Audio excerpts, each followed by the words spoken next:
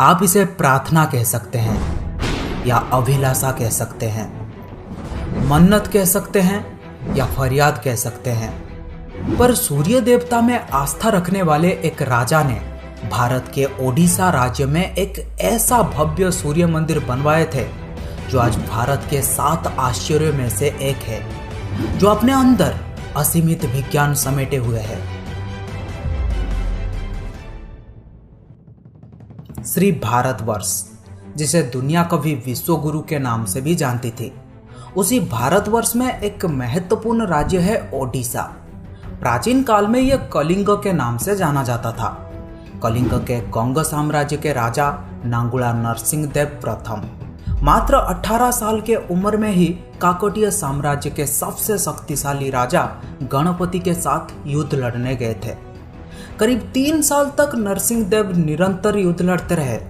युद्ध में गणपति को पराजित कर जब नरसिंहदेव बहुत सारे धन संपदा के साथ कलिंग लौटे, तब राजमहल में उनके भव्य स्वागत की आयोजन रखी गई थी। राजमाता कस्तूरी देवी पुत्र नरसिंहदेव की वीरता से अत्यंत प्रसन्न हुई और पुत्र के सम्मुख अपने भावनाओं को प्रकाशित करके कहा, तुम्हारे पिता शंख क्षेत्र पुरी में भगवान जगन्नाथ का भव्य मंदिर बनवाए हैं, पर मैं चाहती हूं तुम अर्क क्षेत्र कोणार्क में उससे भी भव्य और विशाल सूर्य मंदिर बनवाओ। नरसिंहदेव ने माता से पूछा, सूर्य मंदिर ही क्यों और कोणार्क में किस लिए? माता ने पुत्र के सवालों के जवाब में कहा कि द्वापर युग में भगवान श्री कृष्ण के पुत्र सांब बड़े ही सुंदर और सुकुमार थे। वे हमेशा नारद मुनि को परेशान कर देते थे। एक बार नारद जी ने उन्हें सबक सिखाने के लिए योजना की। नारद जी ने सांबों के सुंदर शरीर की तारीफ करते हुए उन्हें गोपियों के साथ जल क्रीड़ा करने को उकसाया। वहीं दूसरी तरफ भगवान श्री कृष्ण को जाकर कह दिया कि सांबो अपने मां समान गोपियों के साथ जल क्रीड़ा कर रहा है। ये बात सुनकर भगवान श्री कृष्ण अत्यंत क्रोधित हो उठे और तुरंत अपने बेटे सांब को श्राप देते हुए कहा कि जिस सुंदर शरीर के लिए तुम्हारा इतना गुरूर है वो अभी नष्ट हो जाएगा। सांब को कुष्ठ रोग हो जाता है। सांब राजमहल में लौट आते हैं और माता जम्मूमती को जब यह पता चलता है कि पिता श्री कृष्ण की श्राप की वजह से पुत्र की यह दुर्दशा हुई है, तो सभी रानियां क्रोधित हो जाती हैं। आखिर में नारद जी को बुलाया जाता है।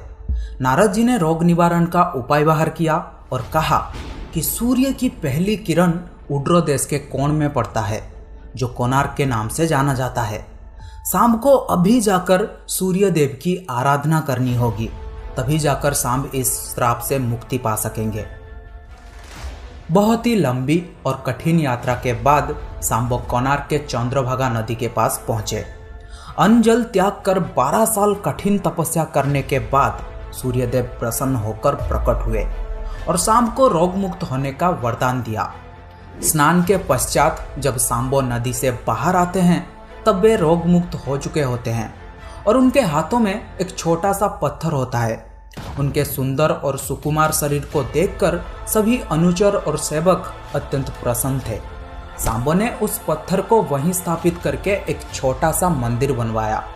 पर जब उन्हें पता चला कि सूर्य पूजा की विधि विधान यहाँ पर किसी को भी पता नहीं है, तब वे चिंतित हो गए और फिर से सूर्यदेव की ध्यान में बैठे। सूर्यदेव पुनर्प्रकट हुए और सांबो के पूछने पर बताए कि दूर पश्चिम के साक्य देश के मागा ब्राह्मण सूर्य पूजा की विधि विधान जानते हैं। ये बात सुनते ही सांबो साक्य देश की ओर निकल पड़े, जो आज का ईरान है।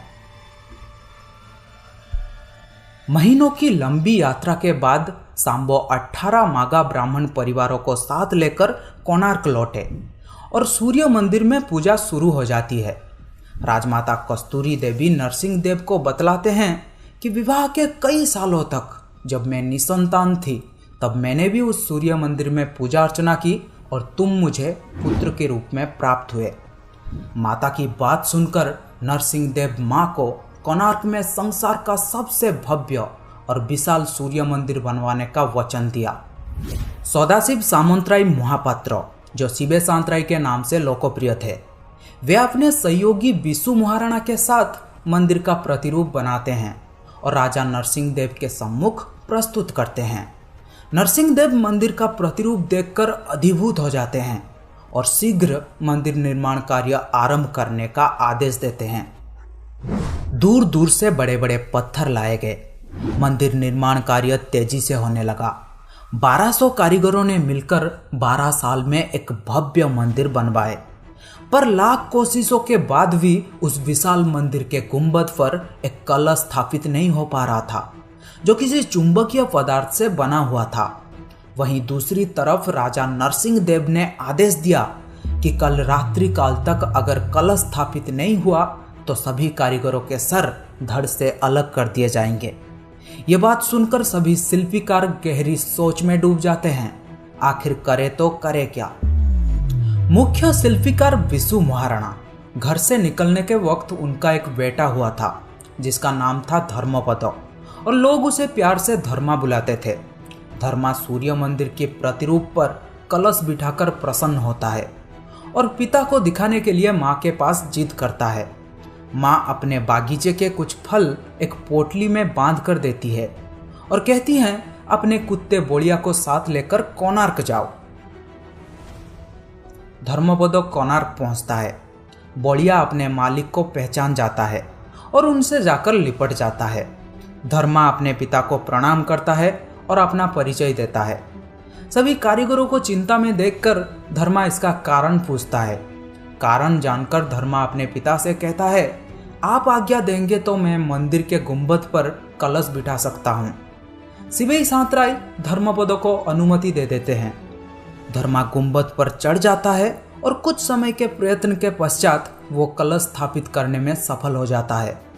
गुंबद पर कलश स्थापित होते ही सूर्यदेव की भव्य प्रतिमा चुंबक के प्रभाव से हवा में झूलने लगती है। ये देखकर सभी कारीगर बहुत खुश होते हैं, पर कुछ कारीगर इस बात का खुलकर विरोध किया और कहा कि कल जब राजा को यह पता चलेगा कि जो काम 1200 कारीगर मिलकर नहीं कर पाए वो काम एक 12 साल के लड़के ने कर दिखाया, तो राजा हम सभी को मृत्युदंड देंगे। ये बात सुनकर धर्मा ने सोचा, मेरी जिंदगी से ज्यादा मूल्यवान है 1200 कारीगरों की जिंदगी। धर्मपद ने अपने पिता को समझाया और गुंबद पर चढ़ के नीचे समुद्र में कूद गया। इसके कुछ समय पश्चात राजा नरसिंह देव मंदिर के सम्मुख उपस्थित हुए। सूर्यदेव की भव्य प्रतिमा को हवा में झूलता हुआ देखकर नरसिंह देव अत्यंत प्रसन्न हुए और शिवई सांतराय की तारीफ करते थके नहीं। राजा नरसिंह देव ने घोषणा किया कि माघ शुक्ल सप्तमी के दिन मंदिर का प्राण प्रतिष्ठा संपन्न किया जाएगा। पर शिवई सांतराय ने कहा, राजन, तिथि तो अच्छा है, पर मंदिर की प्राण प्रतिष्ठा के लिए यह सही समय नहीं है।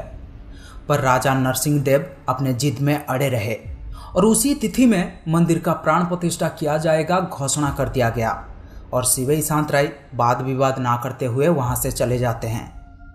निर्धारित तिथि में मंदिर का प्राण प्रतिष्ठा संपन्न हुआ, पर बहुत जल्द ही इस मंदिर में कुछ रहस्यमयी घटना होने लगी। सबसे पहले मंदिर में लगे एक विशाल शेर की मूर्ति नीचे गिर गया। फिर मंदिर से अनेकों पत्थर गिरने लगे और राजा नरसिंह देव को जब यह पता चला कि इस मंदिर का पहला दिवस एक 12 साल के लड़के के मौत से शुरू हुआ है, तब इस मंदिर में पूजा रोक दिया गया। कई सालों तक ये मंदिर और इसके आसपास के इलाके घने जंगलों में परिवर्तित हो गए थे और सूर्यदेव की भव्य प्रतिमा घने जंगलों में कहीं छुप गया था। अंग्रेजों के शासनकाल में इस मंदिर का अवस्थिति पता लगने पर उन्होंने ही इस मंदिर का पुनरुद्धार किया था और आज आप उस भव्य मंदिर का केवल टूटा हुआ हिस्सा ही देख रहे हैं। यह था इस मंदिर के निर्माण की कहानी। पर इस मंदिर में एक 52 मीट्रिक टन का चुंबकीय पत्थर लगाया गया था जो कोणार्क से गुजरने वाली जहाज़ों को अपनी ओर खींच लेती थी और जिसको पाने के लिए बहुत सारे युद्ध भी हुए थे। अगर आप उस चुंबक के बारे में जानना चाहते हैं तो मुझे कमेंट में बता सकते हैं। अगर आपको ये वीडियो अच्छा लगा तो लाइक कीजिए, अपने दोस्तों के साथ शेयर कीजिए और इस चैनल को सब्सक्राइब कर लीजिए। पास में आ रहे ऑल नोटिफिकेशन बेल को भी ऑन कर लीजिए। मिलते हैं और एक इंटरेस्टिंग वीडियो में, तब तक के लिए till then have a great day, bye, thank you.